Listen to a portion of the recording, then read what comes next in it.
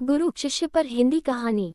एक बार एक शिष्य ने विनम्रतापूर्वक अपने गुरु जी से पूछा, गुरु जी, कुछ लोग कहते हैं कि जीवन एक संघर्ष है, कुछ अन्य कहते हैं कि जीवन एक खेल है और कुछ जीवन को एक उत्सव की संज्ञा देते हैं, इनमें कौन सही है?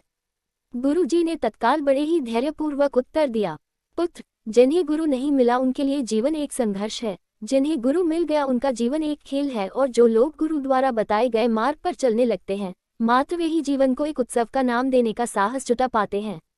यह उत्तर सुनने के बाद भी शिष्य पूरी तरह से संतुष्ट न था। गुरु जी को इसका आभास हो गया। वे कहने लगे, लो, तुम्हें इसी संदर्भ में एक कहानी सुनाता हूँ, ध्यान से सुनोगे तो स्वयं ही अपने प्रश्न का उत्तर पा सकोगे।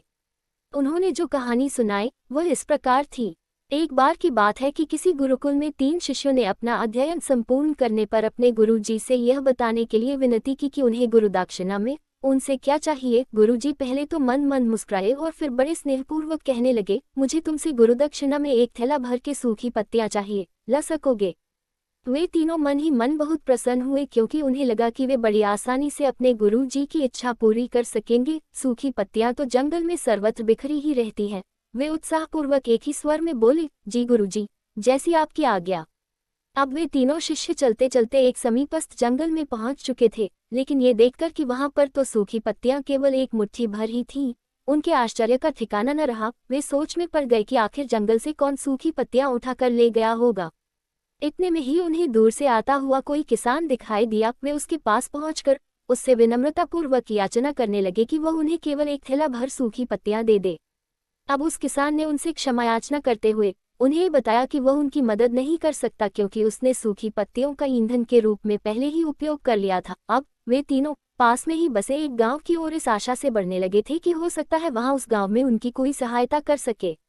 वहां पहुंचकर उन्होंने जब एक व्यापारी को देखा तो बड़ी उम्मीद से उससे एक थैला भर सूखी पत्तियां देने के लिए प्रार्थना करने लगे, लेकिन उन्हें फिर से एक बार निराशा ही हाथ आई, क्योंकि उस व्यापारी ने तो पहले ही कुछ पैसे कमाने के लिए सूखी पत्तियों के दोने बनाकर बेच दिए थे। लेकिन उस व्यापारी ने उदारता दिखाते हुए उन्हें एक बूढ़ी माँ का पता बताया जो सूखी पत्तियां एकत्रित किया करती थी।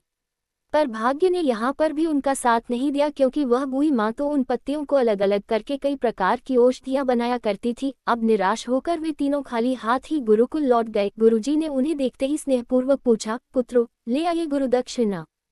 तीनों ने सर झुका लिया। गुरुजी द्वारा दोबारा पूछे जाने पर उनमें से एक शिष्य कहने लगा, गुरुदेव, हम आपकी इच्छा पूरी नहीं कर पाए। हमने सोचा था कि सूखी पत्तियां तो जंगल में सर्वत्र बिखरी ही रहती होंगी, लेकिन बड़े ही आश्चर्य की बात है कि लोग उनका भी कितनी तरह से उपयोग करते हैं। गुरुजी फिर पहले ही की तरह मुस्कुराते हुए प्रेमपूर्वक बोले, निराश क्यों होते हो? प्रसन्न हो जाओ, और यही ज्ञान की सूखी पत्तियां भी व्यर्थ नहीं हुआ करती, बल्कि उनके भी अनेक उपयोग हुआ करते हैं। मुझे गुरुदक्षिणा के रूप में दे दो। तीनों शिष्य गुरुजी को प्रणाम करके खुशी खुशी अपने अपने घर की ओर चले गए।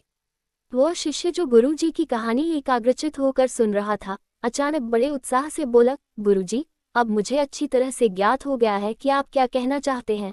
आपका संकेत वस्तुतः इसी ओर है, न कि जब सर्वत्र सुलभ सूखी पत्तियां भी निरर्थक या बेकार नहीं होती हैं, तो फिर हम कैसे किसी भी वस्तु या व्यक्ति को छोटा और महत्वहीन मानकर उसका तिरस्कार कर सकते हैं।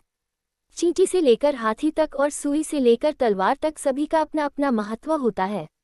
गुरुजी भी तुरंत ही बोले, हाँ पुत्र, मेरे कहने का भी यही तात्पर्य है कि हम जब भी किसी से मिले तो उसे यथायोग्य मान देने का भरसक प्रयास करें, ताकि आपस में स्नेह, सद्भावना, सहानुभूति एवं सहिष्णुता का विस्तार होता रहे और हमारा जीवन संघर्ष के बजाय उत्सव बन सके। दूसरे, यदि जीवन को एक खेल ही माना जाए तो बेहतर यही होगा कि हम निर्विक्षेप, स्वस्थ एवं शांत प्रतियोगिता में ही भाग लें और अपने निष्पादन तथा निर्माण को ऊंचाई के शिखर पर ले जाने का अथक प्रयास करें। अब शिष्य पूरी तरह से संतुष्ट था। अंततः मैं यही कहना चाहता हूँ कि यदि हम मन, वचन और कर्म इन तीनों ही स्तरों पर इस कहानी का मूल्यांकन करें तो भी यह कहानी खरी ही उतरेगी। सबके प्रति पूर्वाग्रह से मुक्त मन वाला व्यक्ति अपने वचनों से कभी भी किसी को आहत करने का दुस्साहस नहीं करता, और उसकी यही ऊर्जा उसके पुरुषार्थ के मार्ग की समस्त बाधाओं को हर लेती है। वस्तुतः हमारे जीवन का सबसे बड़ा उत्सव पुरुषार्थ ही होता है, ऐसा विद्वानों का मत है।